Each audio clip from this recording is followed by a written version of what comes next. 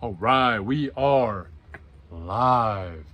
Welcome to episode 52 of the Fight Night Forecast, where we highlight, recap, and cover all things boxing, baby.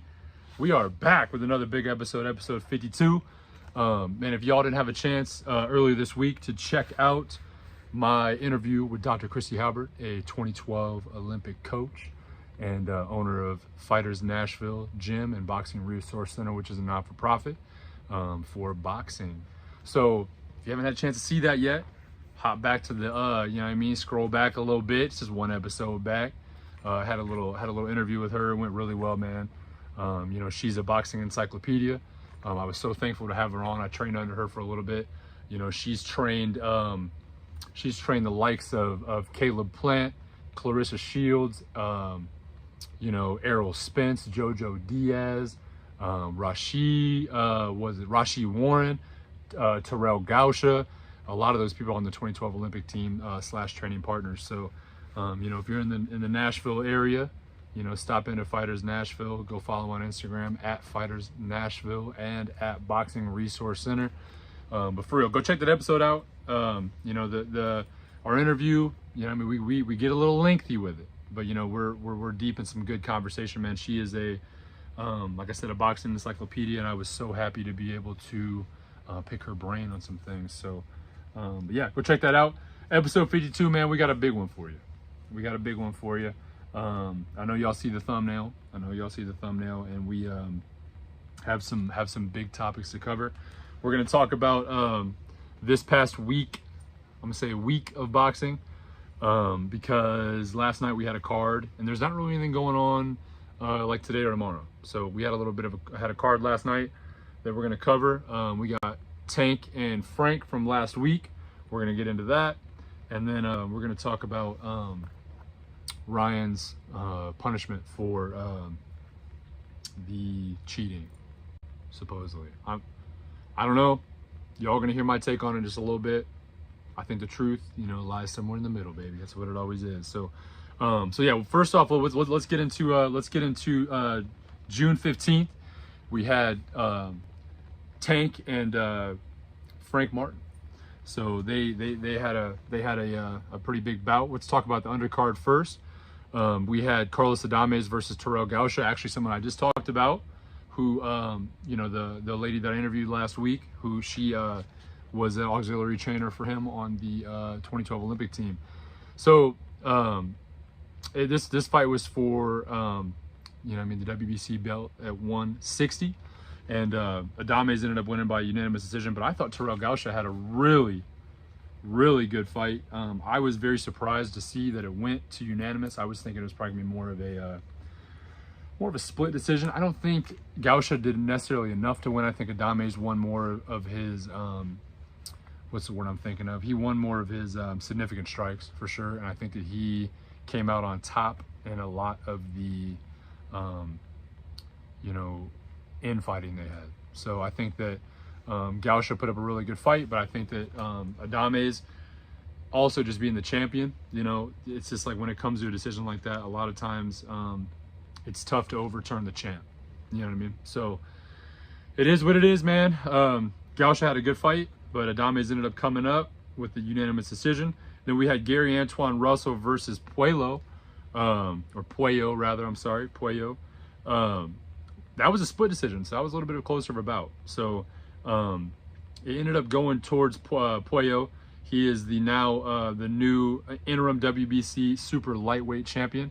I think Gary Antoine Russell he didn't look like himself. I'm a big fan of Gary Antoine Russell, but I think it just turned into, he even admitted it in the post-fight press interview that it wasn't quite the fight that he wanted to fight. So he said he had a little bit of struggle in his training camp, and I think you could see it. I think the game plan wasn't fully there, and I think that I think at the same time we can't take any credit away from Puello either, because I think he came out to fight. Dude was ready. He looked good, and he ended up taking by split decision. Next, we had the co-main event. We had David Benavidez versus Alexander Vostik, which I knew this was going to be a good bout, man. It was, they ended up saying Benavidez took it pretty wide, and I do agree with that. I think he did take it wide, but I think, man, for Vosic, he's had a couple bouts, but we forget this dude took like, what was it, almost 3 or 4 years off, bro, after his loss to Better Biev. And he was knocked down like 3 or 4 times in that fight, and I thought he looked good. He's a little older, and I think he held up well against Benavidez. I think Benavidez was maybe not as aggressive as we thought he was going to be, because I think it was just his first time in that new weight division, but B, just feeling that power at 175. He said it in his post-fight press interview, that he was maybe just a little more reluctant because, he's like, dude, I moved up a weight division. It's my first fight in this weight division. And, these guys hit a little harder. And it's just one of those things he said I have to get used to, He looked good. I don't think the weight's going to be an issue. I mean, he has always been a big 168er, So I've always thought for a while that 75, I could even see him maybe as he gets a little older moving into maybe even into cruiser and maybe having some success there. But I think 175 right now is a good fit for him. But yeah, he won by a unanimous decision. Now he's the WBC interim light heavyweight champion. So he's in line possibly to fight one of the big names at 175. We have hopefully, if Better Biev comes back strong and doesn't have any issues with his injury recovery, injury recovery, I think that we could see them duke it out for undisputed, him and Bivol, and then maybe we could see David Benavidez fight the winner of that. Who knows? I don't know if they'll make him maybe take a few more bouts at 175, or maybe at least one more bout at 175 before they give him that. But technically, he's the WBC interim light heavyweight.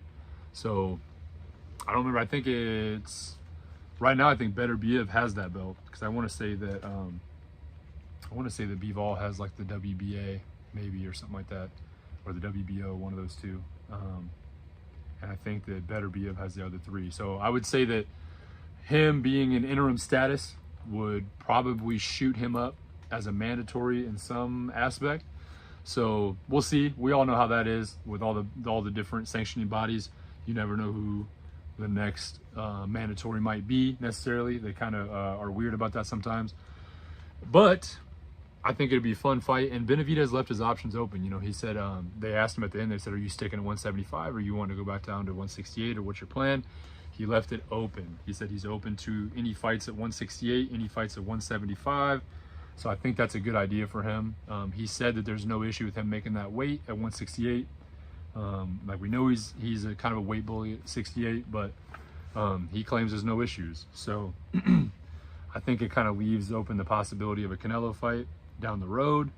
Don't know if that'll be anytime soon, unfortunately. I think Canelo, which I was going to save this for my announcements part, but Canelo has not fully confirmed, but pretty much confirmed that he has a opponent for September. So I can't remember his name off the top of my head. I'd have to look it up. But I believe he's a mandatory for one of the belts. Not sure too much about his boxing resume, but it's a mandatory. People are hating and they're saying that he's ducking and stuff, but a lot of people got to realize, man, those mandatories got to happen. I can't remember the name of the dude he fought when he was trying to unify 160, Avni Yildirim. So nobody wanted to see him fight Avni Yildirim necessarily, but I don't think Avni Yildirim even wanted to see him fight Canelo, if we're going to be real. But it has to happen. Mandatories are a part of the game, and it's one of those things that just has to go down, bro. This is what it is. So we'll see. I know there was also, I don't think it's confirmed, and there's rumors that he may still fight a different name. There's some names that have been thrown around, like what's his name, Edgar Berlanga has been thrown around, and there's a few others as well. So we'll see what ends up happening with that. I know that he's gonna fight on Mexican Independence Day or Independence Day weekend, I think that's what it is, in September, or something like that. So that's usually when he fights. He fights us 2 times a year, Cinco de Mayo, and then I believe it's Mexican Independence Day weekend in September. So that'll be probably when we see him next. is around that time. So we'll see. There'll be some announcements probably coming out because he'll probably need to go into camp around July-ish. So that should be coming out in the next month for sure. But yeah, so enough about that. Let's get into the main event. Let's get into the main event of that Amazon Prime PBC collab pay-per-view. Let me turn this phone off here. All right. Sorry about that, guys. You know what I mean? Got to silence all the phones, my man. But all right, so let's get into it. So we got Tank Davis and Frank Martin. I thought here's my thoughts. Now I'm gonna tell you what happened. We all probably know what happened. We all saw the backflip. We all saw, Tank's post-fight press conference saying all the things that he did. But it was an 8th round KO. Tank retains his belt. But let's talk about what I saw in the fight. I saw Frank Martin hold his own for sure the first, we can say 6, I'm gonna say 6 rounds. His seventh round, you kind of saw him fading a little bit, and he started getting rocked a little bit. I think Frank had a solid first 6 rounds, and some people might say, well, fight night, that's not enough to win a fight, and I get that. I do get that. I do understand. He came up short, but I think his defense looked really good. I think that he was active. He used his jab well, and even Tank admitted that he used his jab well. Tank said he followed it up with his jab didn't have any power, but he admitted that he used his jab well. I think that his footwork looked really good. He was able to escape the pocket quite a few times, but I think the big issue lies with the fact that Tank just has an IQ like no other, and Tank's ability to take information mid-round, download it, take it back to the corner with his team, and then come back the next round and execute is just insane, and I'm probably not telling you guys anything that a lot of y'all already don't know, or something that we already haven't mentioned in a past Tank fight. But every time he comes out, it amazes me. It's almost like I forget about it, because he was gone on like a 14-month layover from his last fight, because he spent some time with some legal issues and whatnot, and spent some time locked down and everything. So we haven't seen him since the April with the Garcia fight. But it's almost like every time, I almost forget about Tank, what he can do. And then he comes out and does it again, and I just feel like every time I watch, I just feel like I'm mind blown all over again on his skill and IQ. Not only his skill and IQ though, bro, it's the skill and IQ of his team. He's got such a good team around him, man, with his coaches and trainers and all that stuff, that it's just like, man, it's fun to watch. It's scary to watch sometimes, the way you can, he'll break his game plan down, at the end of the fight, and be like, hey, this is my plan all along. I was doing it. Then I went back and I would go back and watch it. Like, I went back and watched the Tank Frank fight, and I was like, that's exactly what he was doing. My boy Kurt hopped on here. He said, Tank's the real deal, bro. That's the only thing to say, man. We could honestly just end the episode right now, bro. That's it. He's the real deal, bro. He is the real deal, and it's hard to say he won't win against anybody at 140 pounds and 135 pounds. It's tough for me to say that. And we're going to talk about, what's next for him here in a minute. And we'll see where that conversation goes. But it's tough to say. It's tough to bet on him. Or it's tough to bet against him, rather. Tough to bet against him against anybody in those two weight divisions, really, if we're going to be real. I really do think Frank's going to be something big in the future. I think Frank Martin has all the keys, but I said it before we got to that fight. I mentioned that I was afraid that it was going to be just a little too early for Frank. I think that he may have just fallen victim of the case of too much too soon, And I still stand by that a little bit. But for someone who's never been in the spotlight like that before, he handled it really well. and I think that's a good thing. That's something you want to see in a possible future pay-per-view star. I think Frank ends up being a champion eventually. I just don't think it was his time just yet. You know, there's this cool quote, man, that I always like to say when something like that kind of pops up. Dave Chappelle said it actually in one of his specials, where he said you gotta realize at one point in your life when you're not living in your own dream, but you're living in somebody else's dream. And I think that's all it was. And Dave always talks about how, you know, there's two dreams happening at once, and it just depends on whose dream is bigger in that moment. And I think just what Tank has going on right now was just a little bigger than what Frank had going on. I don't think any bad feelings towards Frank. I don't think that I think he came out with everything he had. He looked good for quite a few rounds. I think it was just one of those things that he just came up short, and we just have to just realize that happens from time to time. So I'm excited to see what's next for Frank. I think the best thing for Frank is to get back in the ring ASAP. Don't know. I can't think of any names necessarily that, I guess he could. I mean, I don't know. It's tough to say what his team wants to do. I don't know if they want to take something more of a tune-up, and to kind of get back in, get the feel. But I think that, his team's going to go back and assess what they feel is best for them next. And I'm excited to see whatever it is. I'm a Tank or Frank. He made a fan out of me for sure. I liked him going into it. I was already a fan, but I think the way he held his head high, the way that even in the post-fight press conference, he was chilling. He said, "Hey man, I just came up short. It is what it is." Didn't have any excuses. Didn't have any anything really. He just said that he was like, it's just one of those things. Damn, a little moth or something. I'm about to. Hey, I'm not going to be out here boxing this moth here in a second, man. But yeah, I think that man, he's just gotta go back to the lab, redefine a little bit, and come back stronger is all it is. But yeah, so let's talk about what's next for Frank, or for Tank rather. I think that they're already in talks of making this happen, bro, and I'm excited about this. I think we could see Tank versus Loma in November. They're already Bob Arum has already taken to the media about it a little bit. He hasn't said too much about it. But, man, Gervonta Davis versus Vasily Lomachenko, I think would be crazy.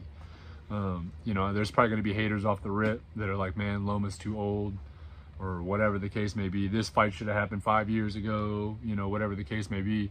But Loma's looked good in his last couple fights. Honestly, I think every fight since Devin Haney, he's looked good. I think he even looked good in the Devin Haney fight, and a lot of people argue that he won that.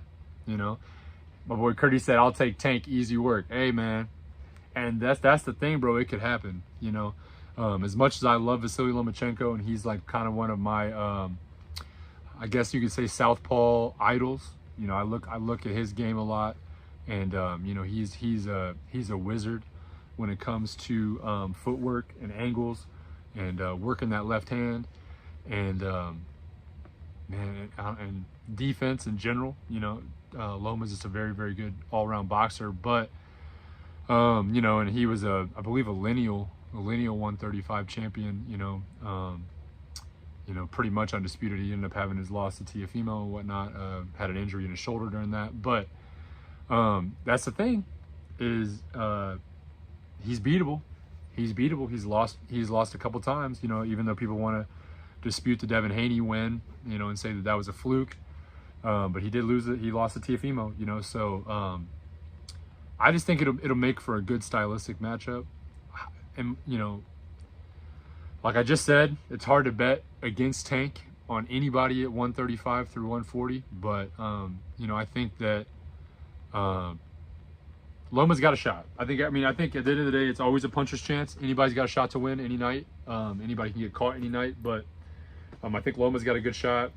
I would say that just an early analysis of this, if you notice in the past, Loma's, he's always struggled with guys that are a little bigger than him, and I think this might be one fight where Tank is actually bigger than his opponent. I know he fought some people like Pitbull Cruz and a few guys that are a little smaller and fought him well, but Loma would be moving up Well, not moving up. He's been at 135 for a little bit. He said, who do I got? I gotta go. I think I gotta go with Tank. I think I gotta go with Tank, and this is the reason why. Here's what I'm explaining. Loma tends to have trouble with guys that are a little bigger than him. You know, you can look back when he fought Linares, he had a little bit of trouble. Devin Haney obviously had a loss. Tiafimo was a little bigger than him, and he lost to him. So, you know, he ended up beating Linares, and he ended up, you know, having a good fight against really both guys. But, you know, it seems like whenever he fights someone a little bigger, he struggles a little bit. So, and I think Tank technically would be the bigger fighter. I think they're pretty even height-wise, but I think weight-wise for sure, because, you know, Loma's kind of a natural 130-pounder, and this would be at 135 pounds. So, you know, we'll see. I didn't look and see what Tank rehydrated to after the fight, or after the weigh-in. I'd be curious to know. I think there was a 12-pound rehydration clause. So if that's the case, both fighters are supposed to stay at 140, or no, 147. They couldn't be over 147. 135 plus 12. Yeah, that should be right. But I'm curious to know what their weights were. I'll have to look into that. I'll get back to you guys on that one. But yeah, so I think it makes for a good matchup. I think it's just stylistically, it'll make for a good matchup, fun matchup. I don't think Loma's never been knocked out. So I'm actually, but of course Frank had neither, and there's been a lot of guys that Tank fought that's never been knocked out, and they fell victim to a knockout when they got in the ring. So with Gervonta Davis, so we'll see what that leads to. You know, it's not locked in yet. It's just an idea for November. So I think it'd be big. I think it'd be perfect timing for it. Just before we see the rematch of you know, heavyweight undisputed and everything, I think it'd be a perfect timing if they add that in there. So but let's talk about yesterday. Yesterday we had a top ranked card with some pretty good names on it. We had I'm gonna go from the bottom up. We had Steven Navarro. He beat Juan Pablo Meza by unanimous decision, and then we had Floyd Diaz. He beat Francisco Pedroza by unanimous decision. Then we had Box Boy Troy, Mega Troy Isley.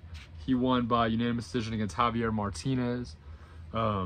Andres Cortez beat Abraham Nova. You guys might know Abraham Nova. He's the dude with the blonde beard, that blonde dyed beard. He won by unanimous decision. Andre Cortez did, upset Nova. And then the champion defended his belt at what was it again? Yeah, again with a fourth round TKO, and that been Espinoza beat Chirino last night. So there's nothing else really going on pay-per-view or televised wise for the rest of the weekend. So that's kind of it for boxing this past week. We're going to look at some dates at the end of the episode, where we're going to see some of the key dates coming up in the next few weeks. We do have some big fights coming up, so we'll get into those in a minute. But before we get into that, I guess this kind of will fall under an announcement, I guess, in some way, but it's kind of, I didn't want it to be just an announcement. I wanted to make it its own segment because so many people are talking about it right now, and I had to give y'all my take and how I feel. So those of you guys that are in the chat right now, you know what I mean, feel free to chime in on what you think. But we have the Devin versus Ryan cheating scandal has finally come to an end. I guess I say an end, but we finally got a decision on it, and I'm really happy about it because I think we can finally kind of stop hearing people complain about it so much, and maybe it won't get as much attention anymore. Because I'm big on the positives of boxing, the positive side of boxing, and you know, all that entails, you know. And I just hate to see when there's stuff like this pop up in the sport, because I think that it damages the reputation of boxing a little bit. I think it damages the integrity of the sport, you know. And I just hate to see it, because you hate to see any fighter go through this kind of stuff. But you guys know how I feel. I've talked about it in the past. You know, cheating in the sport of boxing, there's no place for it. There's no place for it, man. It's already dangerous enough getting into the ring and hitting somebody in the face. And, you know, people already die as it is in the ring. You know, these guys put their life on the line regularly for our entertainment, you know, and when you add PEDs in there, it's not a good mix. I think, I don't think it's fair really in any sport necessarily, but I think that in a sport where people's lives are on the line, I think it hits a little more to home. You know what I mean? Because anytime you step in those ropes, bro, you never know if you're going to walk out the same as when you walked in. And that's without PEDs, bro. That is without any type of, you know what I mean, enhancements to your body that can make you perform longer in the ring, or, add punching power. It's already a dangerous sport. So you guys know how I feel about it. I'm not going to go much further into that, but I will say this as we're getting into this. I do believe that the truth lies somewhere in the middle on this. Has Ryan been found guilty of cheating? Yes. Do I think it was intentional? I don't. I really don't think it was intentional. And I'm about to go into why here in just 1 second. So let's talk about this. Ryan's legal team, has agreed to this. What I'm about to read off to you guys. So this is the agreed terms of the punishment. So in my head, bro, I'm thinking this is what they agreed on. I think originally it was going to be a lot heavier than what they ended up giving him. So let's just keep that in mind as we're going into this. This is what the legal team agreed on. Ryan is suspended for 1 year starting from when he popped hot, which had been directly after the April 20th bout for Devin Haney. So that was April 20th, something like that. I think it would have been I can't remember the exact date that his B sample got tested. It probably was a few days after. So it'd be around April 2025.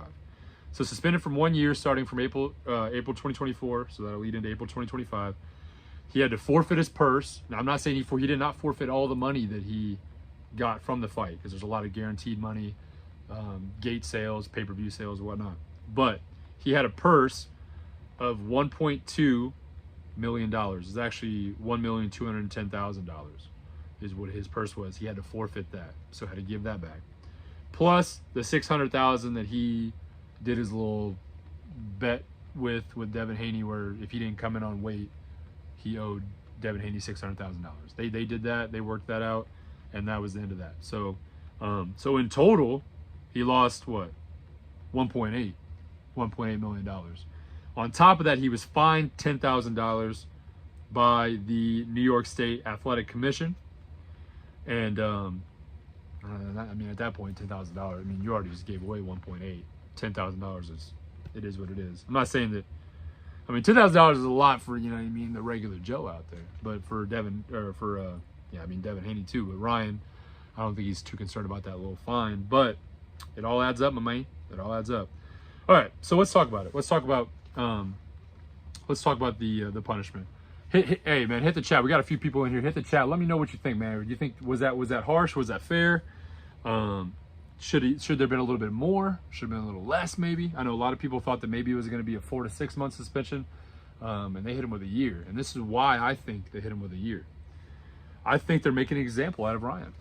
I think that the New York State Athletic Commission. So a lot of people kind of have it twisted. They thought that it was like VADA and USADA that actually hit him with the fines, but they actually have nothing to do with it. They're just the testing agency.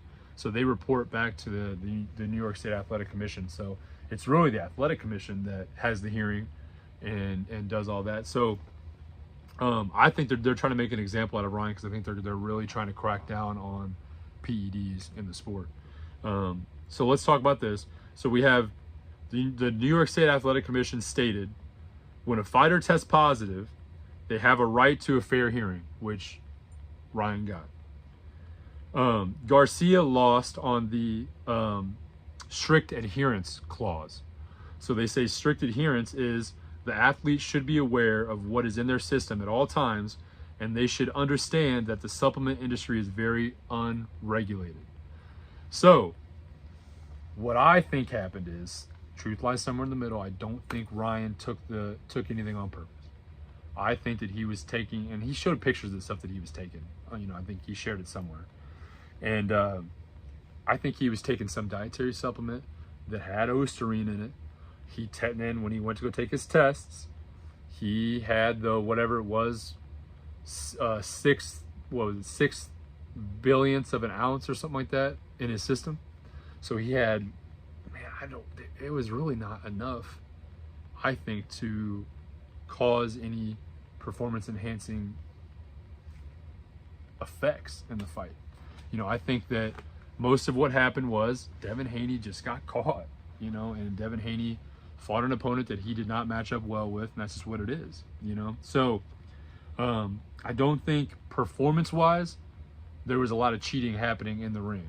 Now we can argue that the 3 pounds of weight, gave him an advantage, gave him an early cop-out, early ability to start rehydrating up.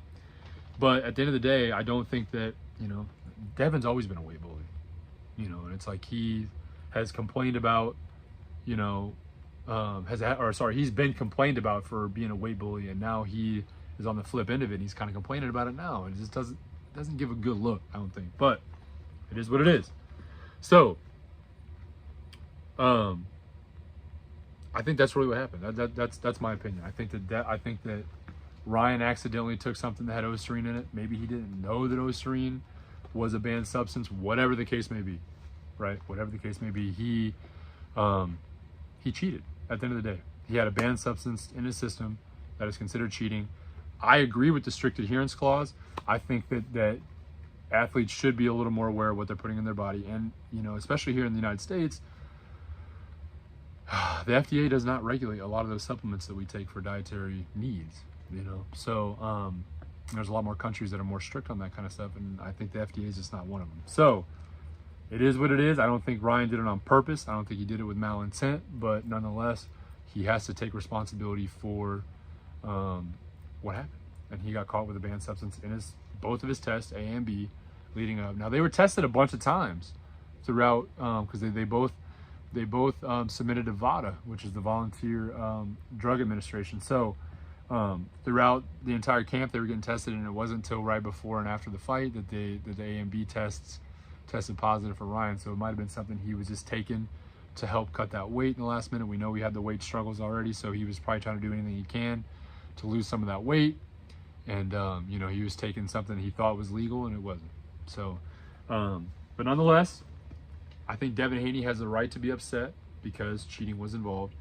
But on the flip end, I think that Devin coming out and like kind of throwing these little parties, and I think he screen recorded himself changing his Instagram bio back to 31-0 and all that. I think it's kind of corny, bro, in a lot of ways.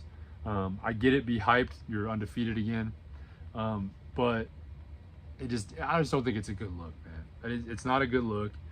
I think if anything, Devin needs to be looking at getting that back in blood, bro. Getting it back to that rematch, bro. I think Devin needs to buck up and make it happen, bro, and go out there and say that, go out there and say, hey, listen, man, you beat me this first time, bro. Well, let's run it back. Let's see, we got another comment. He said Haney or Garcia on the second fight. That's tough, bro. I think if I want to say off the top of my head, I think Ryan wins again. Mainly because Ryan won that first fight, I think, in a lot of ways fair and square. I don't think that the little bit of Osterine he had in his system had any type of performance effect. I think Ryan beat him fair and square. I think Ryan just came out with a better game plan. We all know from stuff I've talked about in the past about Devin Haney. Devin Haney is a great plan A fighter. If he can stick to plan A, bro's not losing, bro. That's not how it is. If he gets his plan A off, bro, if his plan A just snaps off and he just gets to work you from the outside doing all that, Devin's winning, bro. But the minute that Devin has to adjust, unlike Tank, right? Well, we were just talking about Tank a minute ago, about how Tank can just adjust mid-fight, come back at you, smoke you, you know what I mean? Devin's not a fighter like that. Devin doesn't have that ability, and I think that it comes in a lot with his team's IQ. No hate on the Haneys, no hate on Bill, nothing like that, but I think that Bill is also just a very good plan A coach. And the minute plan B needs to happen, there's just not a plan B there to be executed, So I think if Dev's going to win, he's going to have to come back and change up his game a lot. I think that I don't know. I don't know what the weight will be because they're talking like they're talking about possibly not doing it for the belt, just doing it at like maybe a catch weight. So that might affect things if they do it at a catch weight. I don't know, man. He said, I got Ryan even though it'll be a while. Yeah. Yeah, man. So let's talk about that. Let's talk about that as well. So, like I said, Devin has the right to be upset about cheating. He's going about it the wrong way for getting excited by getting that O back. So let's talk about what both fighters are going through right now. So Ryan's came out and said on Twitter, and we can take this with a grain of salt because fighters do this all the time. Ryan's come out and claimed he's retiring. So I don't think it's true. Who knows, bro? Like, I think they're all taking a book out of Teofimo, or taking a page out of Teofimo Lopez's book when he was like, I'm retiring. Got that big ovation, and then he's like, never mind, I'm back. And, you know, he's been back ever since. So, and there's been a few fighters that have kind of done that since, and they feel like they get, I don't know if they get like some sort of attention out of that or whatever the case may be, but whatever reason, it's got mugs thinking they can just say they're retired and, you know what I mean, just come back and people are just hyped about it. And I wish, if you're going to say you're retired, bro, just stay on that side, bro. If you switch up, stay on that side. That's, you know what I mean, nasty work. So if you switch up, bro, and say you're retired, bro, just stay retired. I don't want to keep dealing with this like I'm retired on Twitter and then I come back 2 months later type, you know what I mean, type beat. But it is what it is, man. So Ryan's saying he's retired. Devin says he's going to take 2 years off, enjoy his time, spend some of his money, this and that, woo, woo, woo. And now this is where I've seen that a lot of boxing fans and a lot of boxing media are split. And half of them are saying, no, Devin, you need to get back in the ring ASAP. And you know, get back in the ring, stay active, don't let the rust hit you. Then I got the other half of people that are saying, no, don't take any tune-up fights. Don't do anything like that. Just get Ryan back in blood when you come back. So, and everything's been like, I don't know, like, because like Devin said for a minute he was going to take 2 years off. Then he said as soon as Ryan's back, he wants a rematch. Then Ryan says he's retiring. Now Devin's saying something else, you know? So it's like, it's a whole lot of back and forth. We'll see what actually happens, bro. Like, we know the back and forth is one thing, but what actually happens is a whole third thing, bro. You know what I mean? So, we'll see. What I think that now, what I think should happen. I had a couple people ask me what I think should happen. I think for sure Devin needs to get it back in blood, bro. I think that he can be hype about getting his O back, all that stuff. I think it looks kind of corny. I think both guys' brands they're a dumpster fire right now. Like, I literally think both guys' brands are on fire right now. I mean, it's just, it does not look good for either guy, but I think the best thing that could happen for both of them is a rematch. A rematch is the only way out of it for both of them. A rematch will help Ryan clear his name of the cheating, and then if Devin comes back and rematches him, and let's just say he wins for whatever reason, he clears his name and he's back at it, because we know that he just got that Sandor Martin deal where he was going to fight Sandor Martin on Top Rank, I think, or something like that. And I think like the best he got was like a $3 million purse total for two of them to split. And of course, Sandor probably wouldn't make quite $1 million, so Devin's not happy with those numbers. And I think the reason is that he got that small purse bid was because his brand looks like hot garbage right now. And this is what it is. He looks like hot garbage because of his loss, then all of this happening, and then him saying, well, I don't want to fight Ryan anymore. And then it gets proven that he cheated, and now Devin's like, well, now I kind of do want to fight him again, but I'm going to take 2 years off. Like, all this, it's not good for the brand, bro. I think it would have been better if he just was like, listen, bro cheated, you know, maybe didn't do all that shebang. If y'all don't know what I'm talking about, go on Devin Haney's Instagram, bro, and he like, actually, no, I lied. Go to one of my shorts I just posted. You'll see it on there. He's like dancing in a bowling alley or something, bro, saying like 31-0. You know, like he said, he screenshot himself changing his Instagram bio back to 31-0 and all type of weird stuff. It was just kind of corny, bro. I think it hurt his brand. So I think the best thing that's going to help for both of them is they're going to have to get back in the ring with each other. What I don't agree with, though, Devin should not take 2 years off. Devin should not take 2 years off. If he's gonna wait a little bit, bro, you know, because if you think about it, Ryan's suspended for 1 year, can't fight till April 2025. Bro, we're already what? May, June. We're already 2 months past that. So it'd be 8 months. No, 10 months. 10 months they can get back in the ring. If he wants to take that time off, take that time off. I think he should take a fight. I just think he needs to take the right fight. And Sandor Martin, that fight is not going to be the right fight. It's going to be, everyone that's fought Sandor Martin knows that the dude just, he moves around like crazy. There's no fight with Sandor Martin that looks good on the other fighter. This is how it is. He's just, I mean, we saw him fight. I don't know. I guess I've seen him fight a couple people, but the one I'm noting the most is Teofimo Lopez. He made Teofimo Lopez look like he was not that good because the dude, Sandor Martin just didn't engage. He didn't make for a good fight. And Devin Haney's not necessarily like a walk you down power puncher either.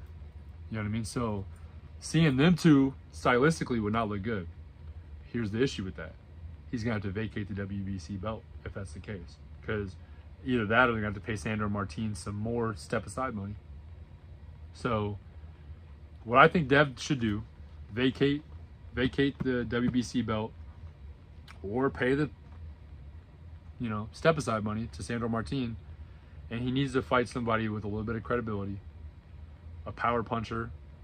Maybe someone like an Isaac Cruz. But even though, I don't know, I feel like even if he fights Isaac Cruz, they're going to be like, well, he's just back to fighting the little guys again. And then he's, when he goes back to fight Ryan, who's a bigger guy than him, he's going to lose again, So it's a tough situation. I think they're going to make the best out of it.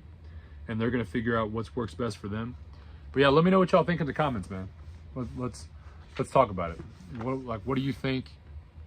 What do you think Devin does next? What do you think is the best for both guys? Should Devin take 2 years off? I mean, and take that possibility of ring rust. Let me know what y'all think. So, enough of that though. It's done. We got the answer we needed. Ryan received a punishment, even though it might have been a little too harsh. You just got to think, like the last time something like this happened, I guess you could say Alicia Baumgartner, she kind of got off a little bit with some probation or whatever the case may be. So she kind of got a slap on the wrist. But the big one before that, Canelo, 2018, 2019-ish area, when he tested positive for clenbuterol, which is a weight-cutting agent, and he said it was in the beef. You know what I mean? He said, oh, it was part of the food I was eating, whatever the case may be. The Mexican beef is what he said. But they only gave him a 6-month suspension after that. And there was a lot of people that were outraged about that he only got the 6 months because Canelo only fights every 6 months.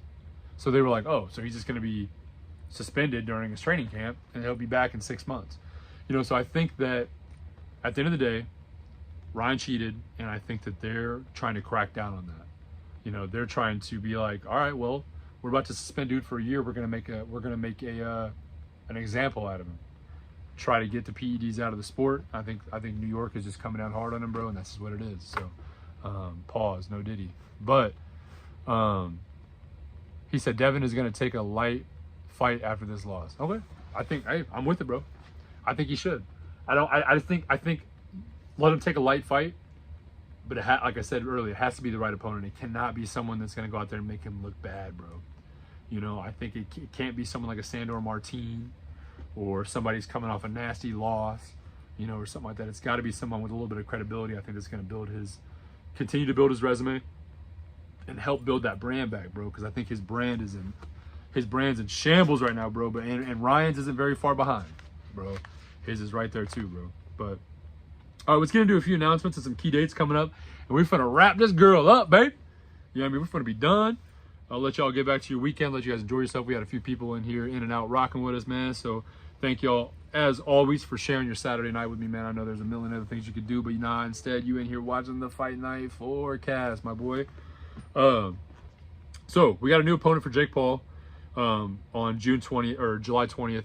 Now he's still fighting. He's still fighting Mike Tyson in, I think, October, or maybe I can't remember if it's October, August, something like that. No, it wouldn't be August. It's October or something like that. I think it is October. I can't remember the exact date. So he's still planning to fight Mike. I think that date's maybe still up in the air a little bit. But he is fighting Platinum Mike Perry, ex-UFC, who is a current bare knuckle boxer. He's fighting him in a regular boxing match. on July 20th. So late step in. If you guys know, Mike Perry's kind of a, you know what I mean, a little bit of a goofy, you dig, but I think it'll make for a good fight. Dude's tough. We'll see how he does in just straight boxing, not bare knuckle or MMA, but we'll see. He said exactly his career's on the line with another loss. Most definitely, bro. And if he does lose, if he loses again, I don't think he even gets the Ryan rematch. You know, that might be something that if he loses again, that's a whole nother risk in itself. You might just be like, Ryan just be like, no, I don't even want the rematch, bro. Just lost again. So he's got to fight like his career depends on it, bro, because it does. All right, and then we got Paul Moneyline. All right, bet. I'm with it. I'm with it, bro. I think Mike Perry's a tough dude, but I think you're right, bro. I think it's a last-minute fill-in. It could go either way. Last-minute fill-ins have affected people before in the past where, you know, you're training for one person the entire time, and then, you know, somebody comes in the last minute and you have to end up training a completely different way. But on the flip end, it's hard for the person that's coming in as the fill-in because he has like half a camp to come in. So I think that it's usually pretty, it makes for an even fight in a lot of ways. So yeah, I'm rocking with it. Paul Moneyline, baby. You know what I mean? Well, hey, before long, your boy about to get in I'm about to make a Discord, bro, for these bets. I'm telling you. All right, so let's talk about this next one here, man. Another announcement. Catterall versus Regis Prograis, August 24th. And I think that's going to be in Manchester, England. That's going to be a good fight, bro. I think the last time Prograis was in the ring is when he lost to Devin Haney. And then Catterall just came off his rematch win against Josh Taylor, where the first one was a bit of a discrepancy, I guess, or a, you know, close call. A lot of people thought that Catterall won, not Josh Taylor. Well, he did exactly what Devin Haney and Ryan need to do, finish the business. You know what I mean? And then he came back. Catterall was like, the first fight was close. I'm going to come back and, you know what I mean, handle business, and now we're moving on. He said Tyson can't have the stamina at his age. I think you're right, bro. I think you're right. And we talked about that when it first got announced, that I think that, you know, Tyson has the ability to do something big maybe in the first couple rounds, but anything past the first couple rounds, bro, if you take any other sport, bro, and you put a 26-year-old athlete, and y'all can hate on Jake Paul you want. I like Jake Paul. 26-year-old athlete versus a 8-year-old athlete or whatever, 54-year-old athlete. Bro, the 26-year-old's winning 9 times out of 10. And, you know, this is how it is, bro. It's sports, man. But I will say that Tyson looks good for his age. He's been training. He obviously had that health issue, but I think that, you know, it's still Mike Tyson at the end of the day, so that anything can happen. Anything can happen. And, you know, Jake Paul is still fairly new to the sport. But I think that if we're going off of it's like time and distance, bro, like if it goes into the later rounds, I think Jake has a chance for sure. So we have Floyd Mayweather has announced that he's coming back against John Gotti III. They're doing the rematch. The first one kind of ended in a ring brawl, something wild like that. Excuse me, my voice. So that's gonna happen in Mexico City. So hey, man, your boy might just slide to Mexico City. You know what I mean? And go watch Floyd Mayweather fight. We'll see how it goes, man. That would be dope. So it's gonna be an exhibition again. So you know, Floyd's just doing the exhibitions now. I'm not sure what the date was on that. I think I saw August, maybe August 20th, somewhere around there. It's in August, I'm pretty sure. So, but yeah, so that's gonna happen. That's gonna be a little rematch, grudge match there in Mexico City. That'll be dope. And let's talk about a couple of the key dates moving forward. We have Teofimo Lopez is fighting on June 29th. That's gonna be in Miami, Florida. Shakur Stevenson's fighting on July 6th, and then we got Jaron Ennis on July 13th. He's fighting David Avaniason, I think is his name. I know his last name's Avaniason, but he said Guadalajara. No, man, hey. No, man, that's the La Tierra de Tequila y Mariachi, man. That's Canelo, bro. Hey, man, bro. Hey, I don't know, Kurt, if you ever saw that, bro, when Canelo made his like hometown like return to Guadalajara, bro. Man, it was against John Ryder, bro, and it was man, it was an insane, like they did a whole production for bro, man. Like it was a movie, bro. If you got a chance, just go YouTube Canelo Alvarez homecoming Guadalajara entrance. bro, it was like an 8-minute entrance, bro. They had like 137 mariachi, what was it, band members playing, bro. It was like a whole like choreographed deal, bro. His coming home party to Guadalajara, man, it was nuts. And that's what I'm saying. Like, so John Ryder made his ring walk and then had to sit there and watch that, bro. I mean, that's so disheartening to me, bro. Where it's like, if I'm, you know, in the ring, bro, they just go like, they're like, and now here comes John Ryder, and he like, you like walk to your, you know, you walk to your corner, you're standing there, and then you watch this huge homecoming like freaking parade come down, bro, and like do all that. And you end up, I mean, I feel like in my head, you're sitting there for like 8, 9, 10 minutes, you're getting cold standing there in the corner. You know what I mean? Like, this is nasty work, baby. But yeah, so yeah, we got some big fights coming out. We got Tio coming, Shakur, Ennis, and there's some more. You know, we got after that, Jake Paul is going to be fighting again, and man, we got some good fights coming down the line for this summer, and I'm hyped about it. And listen, man, Fight Night Forecast is going to be here, covering it all for you guys. So all y'all got to do is just tune in, stick with the gang, man. I got y'all on bet picks. Even though, you know what I mean, I'm wrong from time to time, you know, it is what it is. Don't hate on me. The fight game's hard to bet on, but it's fun to bet on. I try to keep my heart out of it as much as I can, but you know, it's just when you got something close to you, man, it's hard not to have the heart in it, man. So, but yeah, man, that's all I got for y'all today, for real. Stay tuned. We're gonna have some more interviews coming up. We're gonna have some more guest episodes coming in, where I like just do a regular episode, but I'm gonna bring a guest on. So if you are interested in that, please get in my DM somewhere and let me know, man. I'd love to have a couple episodes where we have some maybe some fight night fans come in, maybe do a joint episode with me if that's something they'd like to do. You know, and I'm not like requiring that you know everything about boxing, but you know, we'll talk about it. You know, if you don't know anything about boxing, maybe that's not the best idea. But you know, if you're a fight fan and you're willing to get on the camera and talk, and you feel like you're a little saucy with it, then come on with it. You know, we've had some people in the past come on. You know, my boy Ed might be even watching this at some point. Ed, if you want to come back on for another episode, bro, I'm down. Talk to a couple other people about possibly coming on for an episode. So hey, we'll do some joint episodes. I got some, like I said, more interviews coming up. We're gonna do more fighters and coaches. Coach Christie from last week was a phenomenal interview. So many people liked it. You know, and it's got almost 100 views, which is pretty, you know, it's pretty good for some of my interviews haven't got to that. So, you know, people were rocking with it, and it's only been up for a few days. So I imagine it goes even further. So, but she's put me in contact already with some other folk that want to get in and have some fight night work, baby. He said, take wins with the losses. Hey, you're right, man. Right here, off the chin, baby. You gotta, you know what I mean? You gotta roll with the punches, bro. You know, you win some, you lose some in the bet game. It's just as dangerous as the fight game. Oh, hey, what's up, Ed? Hey, I wasn't sure if you were in the chat or not, bro. Let's go, Ed. That's what I'm talking about, baby. If y'all know Ed, man, me and Ed go way back. Glad to see you in the chat, my man. Yeah, we'll definitely have to run it back, bro. I'll have to get you in on an episode again soon. Man, I don't know if you saw that last one we did, Ed. What was that, episode like 46 or 45, something like that, bro? That one got like close to 300 views, man. They were rocking with us, man. When we were talking about, who were we talking about? We were talking about UFC 300, and we were talking about Justin Gaethje's Homer Simpson chin, bro. I clipped that, bro, and I had so many people laugh about that. He said, let's get Ed and K Bud on the next one. All right, hey, I'm with it, bro. I'm with it, Kurt. Hey, do a little. I have to figure out how to do a 3-way thing on YouTube. Pause, no Diddy, but nasty work.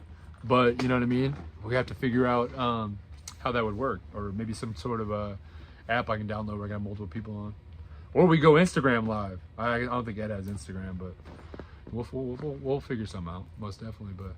But yeah, man. Hey, listen, thank you for rocking with me, man. Thank you for rocking with me, guys. Episode 52. It's hard to believe. Episode in the episode area. You know, it's been 1 year of doing it. You know, obviously we've deviated a little bit from the one episode a week. You know, there's been a few times I've been out of town, traveling, haven't been able to do something. So there's been times that, you know, taking a week or two to get an episode out. But you know, 52 weeks, man. That's, you know, in theory, one episode a week on average. And he said, no Diddy, nasty work. But we're a year in, bro, and we're rocking it out, baby. I think we've just about hit 3,500 subscribers. We're if we're not there yet, we're honing in on it. You know, we're on the road to 5K, and man, we're only getting bigger, better things happening, baby. So, but I appreciate you boys sticking on, man. I think y'all, if y'all were the two, it kind of popped in and out. There was times I had people kind of coming in and out, but you know, I feel like y'all rocked the whole episode out. So I appreciate you guys. As always, thank you for the OGs. And this is how it is, man. This is how it is. But all right, man. I'll let y'all get to you guys' rest of your weekend. You guys have a good weekend. Be safe. And yeah, until next time. Peace.